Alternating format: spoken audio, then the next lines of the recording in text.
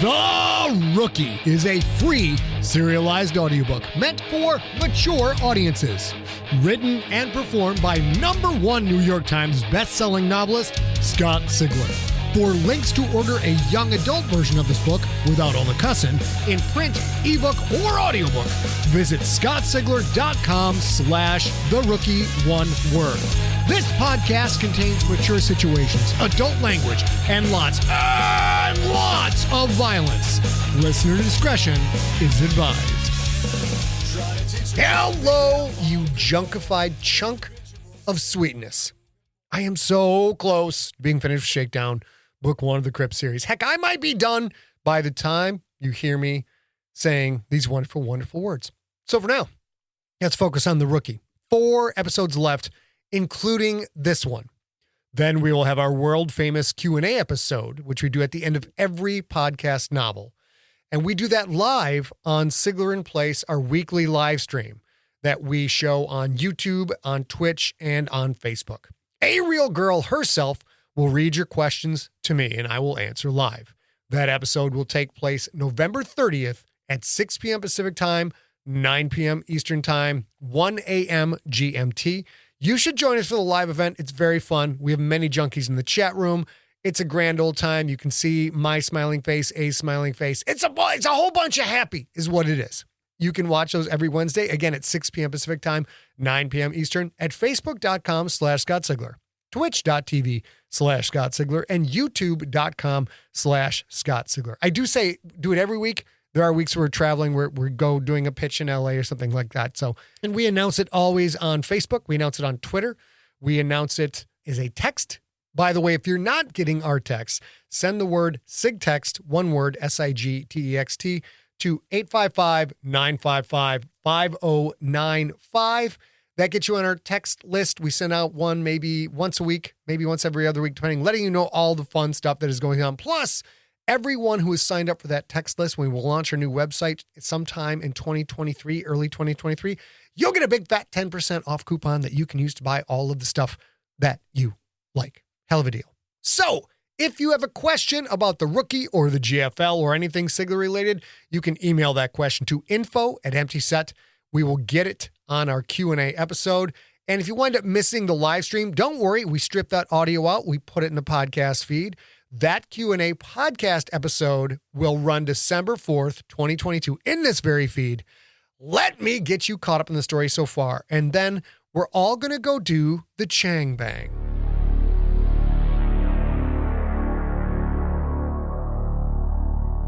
Previously on The Rookie. The Krakens have notched 5 straight wins and are on the precipice of capturing the Quyth Irradiated Conference title. If they win tonight's game, that conference title puts them into the Tier 2 playoffs and gives Quentin and the gang a shot at promotion to Tier 1.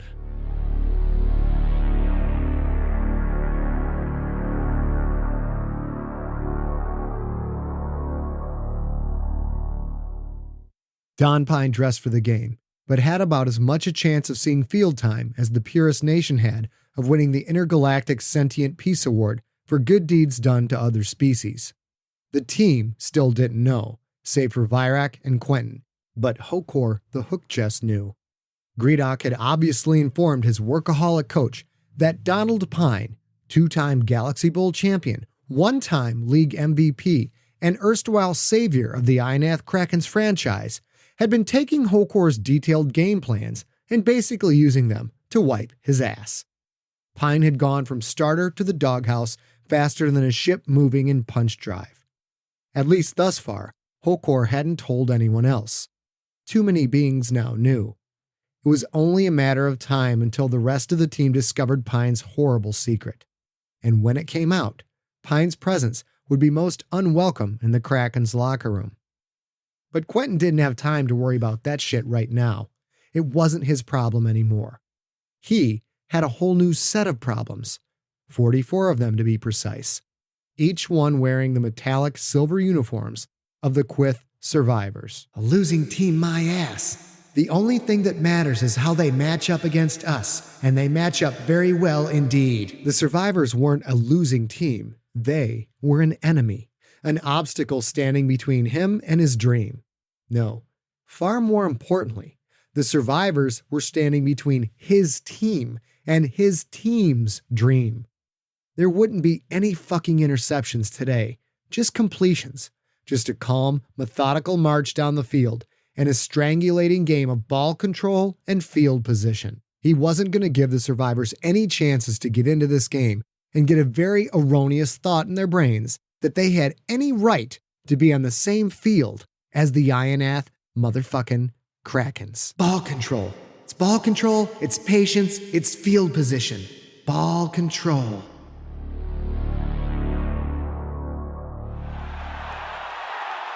The plants looked just like Carsenji grass, but the blades blazed a fluorescent orange. Black lines and numbers popped off the field in stark contrast. The first offensive play of the game, Kraken's ball, 1st and 10 from their own 33. Is that what I think it is? Are those dumb fucks in woman to woman when I've got 3 burners on the field? Buttabap went his hands on the center's carapace. Man, fuck ball control.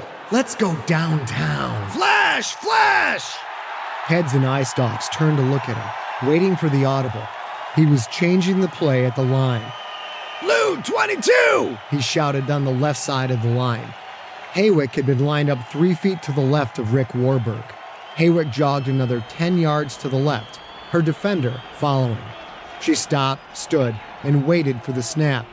Blue 22! He shouted down the right side of the line. Scarborough and Mezquittic stood at 5 and 7 yards, respectively, away from the right tackle, Vuko Will. Mezquittic on the line of scrimmage, Scarborough 1 step back from it. With the audible, Mezquittic took 1 step forward, while Scarborough took a step back, then went in motion to the sidelines, a slow jog that took her 15 yards out. Blue 22! Quentin shouted behind him. The fullback, Tom Perilous, and the tailback, Mitchell Fayed, had been in an I formation. Tom in a 3-point stance. Fayed 2 yards behind him, hands on his knees, head up high. They quickly adjusted so that they stood side by side in a pro set. Quentin turned back to the line. Hut! Hut! Hut! The line erupted with crashes and clacks and grunts for the game's first trench battle. Perilous and Fayed each took a step up and a step outside, where they crouched, waiting for the first opportunity to block. Quentin dropped straight back, slipping between the 2 running backs like they were centurions guarding some ancient gate. Haywick and Mezquittic shot downfield on streak patterns, while Scarborough ran forward for 15 yards, then angled to the middle of the field on a post pattern. Those patterns drew single coverage from the 2 cornerbacks and the safety. Quentin watched the free safety, the key to the play. Haywick and Scarborough were both running even with their defenders, but Quentin could tell they still had an extra step in their gas tanks. The safety ran to the outside to pick up the Kraken's most deadly threat, Haywick. And that was all Quentin needed to see. He cocked his arm and threw just as Tom Perilous undercut the first key defender to make a run for a sack. The ball arced downfield, not a perfect spiral this time, but marred by a tiny bit of wobble. It didn't look pretty, but it was on target. Scarborough remained step for step with her defender for another 2 seconds, then put on a sudden burst of speed that took her just a few feet past. She timed the ball perfectly, leaping high into the air to catch the ball without a single mid-air twist or turn or alteration. The defender reached for it, but Scarborough kicked out with her right leg, hitting the defender in the chest. The blow knocked the defender back just a bit, and when the 2 hit the ground, she still had a good 3 steps of clearance, more than any Sklerno needed, just 15 yards from the goal line. Scarborough ran into the end zone. The first play from scrimmage, a 67-yard touchdown strike.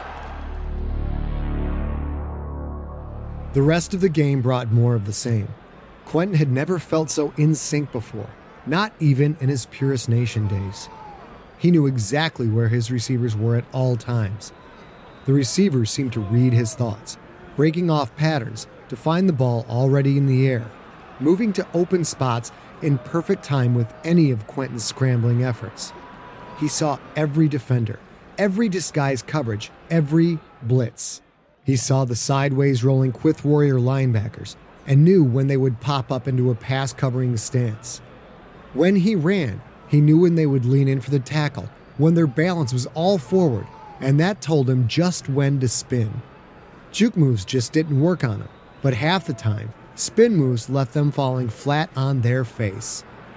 He saw key defensive linemen raging past his offensive line. He saw them gather and knew when to step up just as they released. They spring violently forward to grasp only empty air. He saw the speed and timing of the Salerno defensive backs and knew just where to throw to avoid them. He even saw a safety blitz and 2 corner blitzes, but each time he threw in a fraction of a second, hitting the open receiver before the streaking defensive back could close on him. Nothing could touch him. The Krakens' defense played its best game of the season. Aside from one long run by Chuch Mutombo, the Survivors' tailback, the defense shut everything down. By the end of the third quarter, the Krakens were up 28-7 and in clear control of the game. And that was when disaster struck. 3rd and 3 on the Survivors' 35-yard line. Quentin surveyed the defense. He could have audibled to a slant pass because the linebacker was cheating inside, but he opted to go with the called play, a sweep to the right. He didn't want to put the ball in the air now, nothing that might give the Survivors a chance to get back in the game. Dressed in metallic silver jerseys, leg armor, and helmets, the Survivors' defense looked like a bunch of old-time science fiction robots, ones that had been through a losing battle, and were now covered in orange grass stains, dirt, and blood. Lots of blood. Still, they weren't giving up, and even though they were having their asses handed to them on a platter, the Survivors' defense fought as hard as they could on every play. Hot, hot, hot! The ball slapped into Quentin's hands. He pivoted backwards off his right foot, coming all the way around before softly pitching the ball to Fayed. Already moving right, Fayed caught the ball and ran parallel to the line of scrimmage. Kopor the climber out in front to block. Shoto Thicket, the left guard, stepped back and pulled to the right, giving Fayed 2 blockers on the quick pitch. The play's design was simple. Get outside as fast as possible and try to cut up and out. A good block on the outside linebacker could leave Fayed one-on-one with slender Salerno defensive backs, a punishing equation that would almost always end with Fayed driving the defender back for positive yards, if not breaking the tackle outright for a big gain. Quentin watched the 3 Krakens sweep right. White jerseys with black numbers and orange trim, orange leg armor with black piping, orange and black helmets. The outside linebacker, a powerful heavy G giant from Rodina named Sven Dropner, drove upfield as the middle linebacker, Kylie Cannell, used his impressive speed to dash towards the sidelines, trying to stay just inside of Fayed's left shoulder, preventing an inside cutback that could go for big yards. Dropner crashed forward like a tank. Shoto Thicket tried to reach him, but Dropner stepped to the right tackle's outside shoulder and drove past, batting away strong key arms like some mere annoyance. Shoto Thicket gathered and leapt, but it was too late. Kopor the climber stepped up and met Dropner head-on. The resulting collision sent a clack so loud it was heard in the upper deck, even over the roar of the crowd. Kopor was knocked back as if he were a child, rolling ass overhead right into Fayed. Fayed reached one arm down as his feet came off the ground.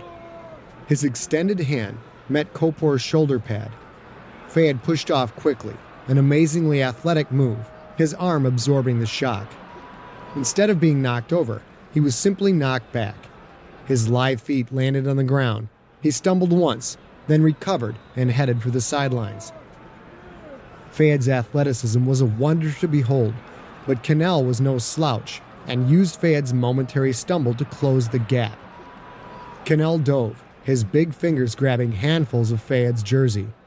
Fayed's strong legs pumped away, dragging the prone 420-pound Cannell along for the ride. The defensive back Topanabee raced upfield at max speed, a silver streak headed for the encumbered Fayed. Fayed started to lower his shoulder, but like a water skier bouncing up from some trick move, Cannell slid to his feet, his fingers still deeply wrapped in Fayed's jersey. With a primal grunt, Cannell planted his feet and swung. The motion first stopped Fayed cold, then ripped him in a blurring, backwards, horizontal arc.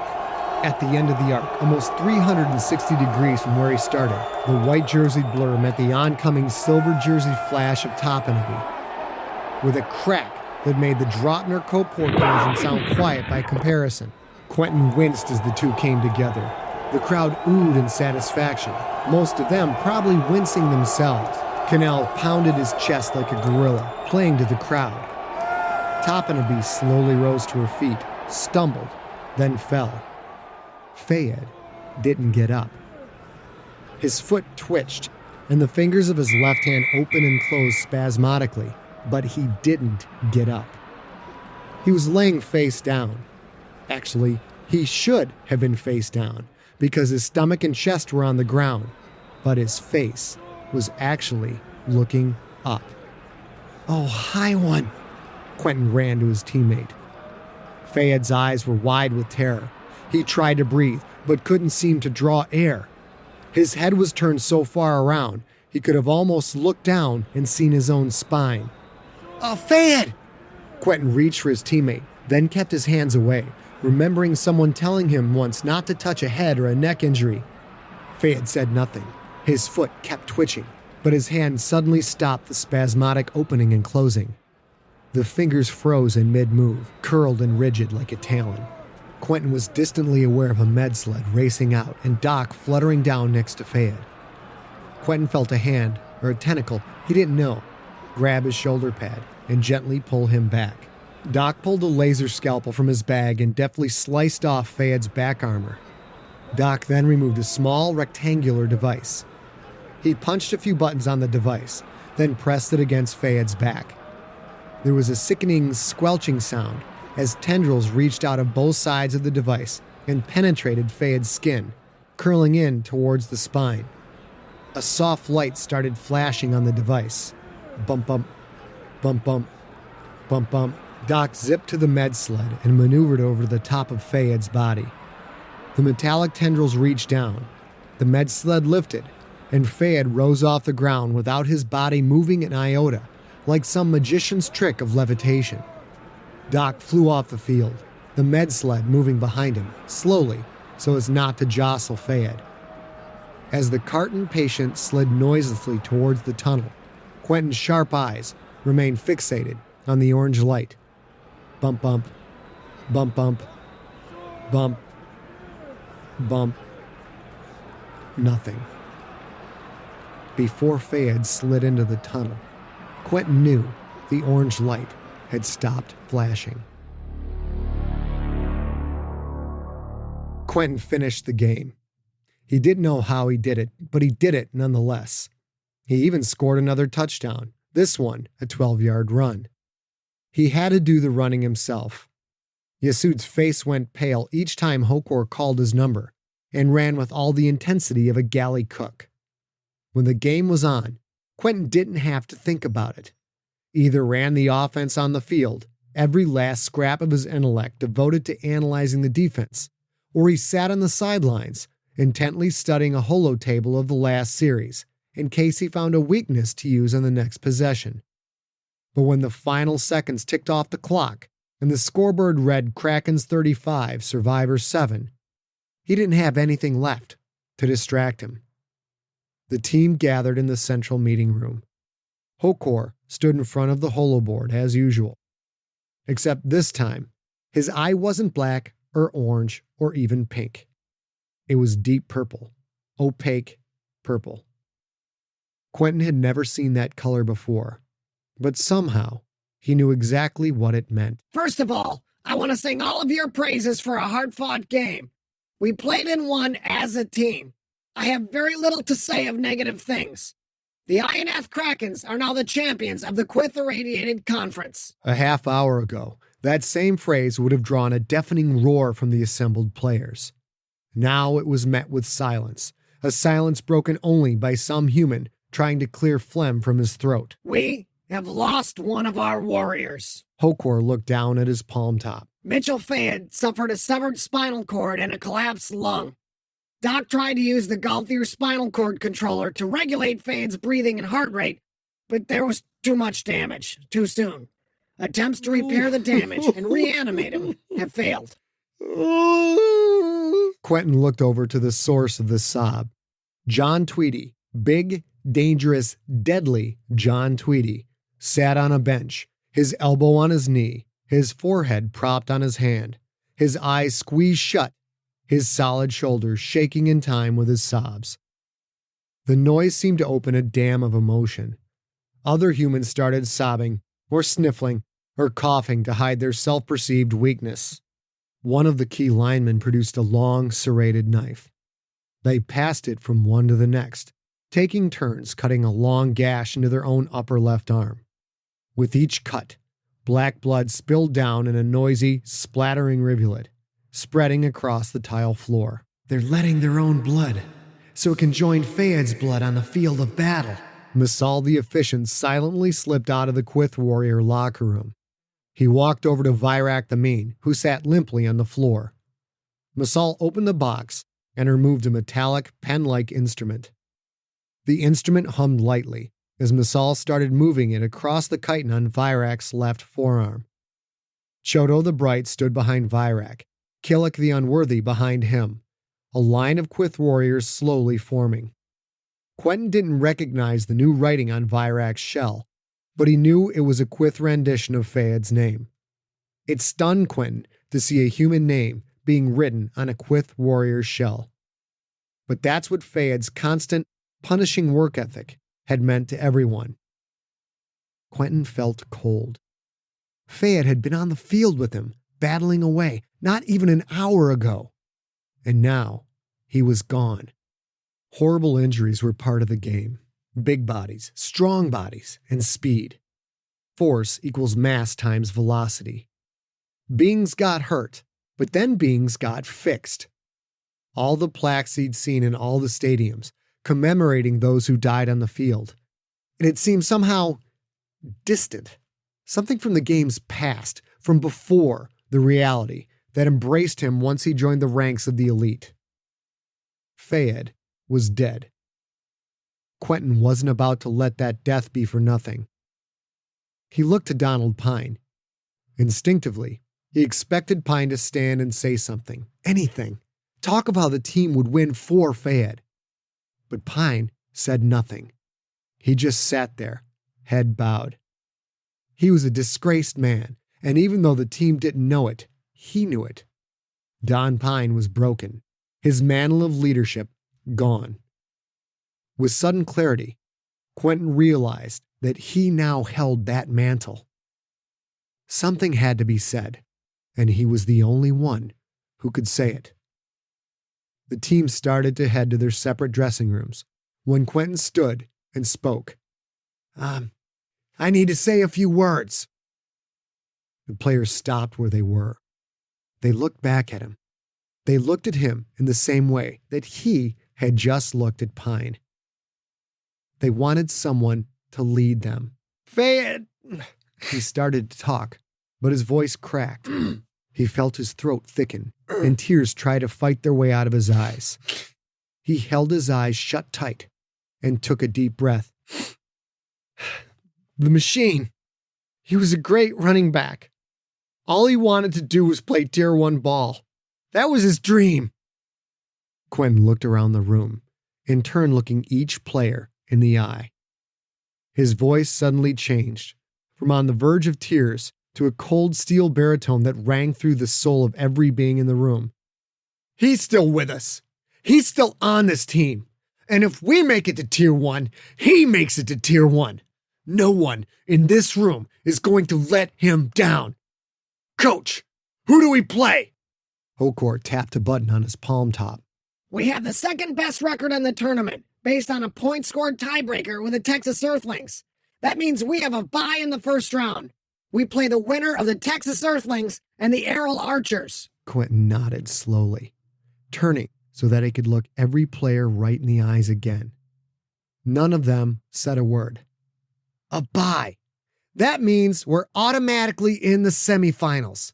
We win that game, that one game, and we are in Tier 1. We win that game, and Mitchell the Machine Fayed gets his dream. I don't care who steps on that field. Earthlings, archers, it doesn't make any difference.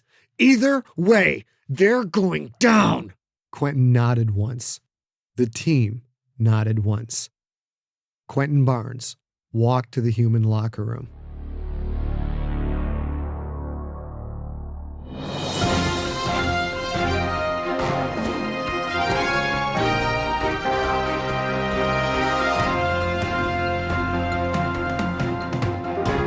And welcome to the GFL Daily Download, brought to you by Quasar Sports Drink.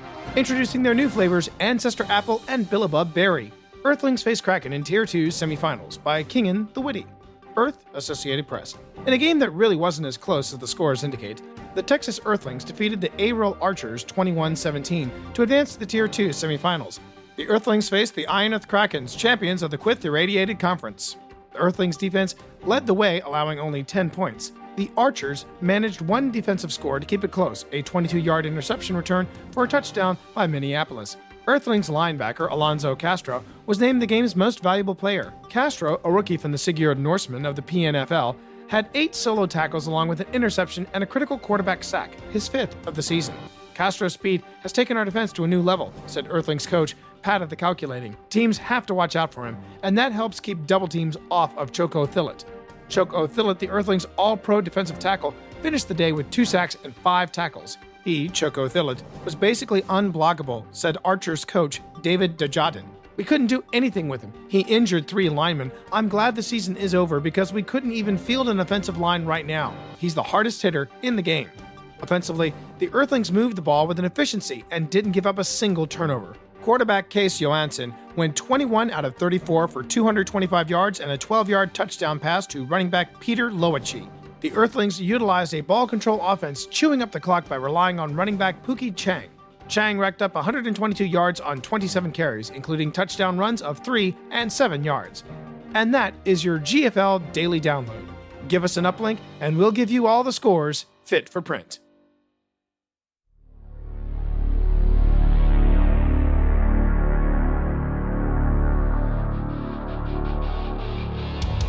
You have been listening to The Rookie, Book 1 of the Galactic Football League series. Produced by Ariok Morningstar with post-production by Steve Rickyberg. Written and performed by Scott Sigler. For more information on the author and more free stories, go to scottsigler.com. Theme music is the song The Kids Are Coming For You by the band Superweapon. Superweaponband.com. You're trying to say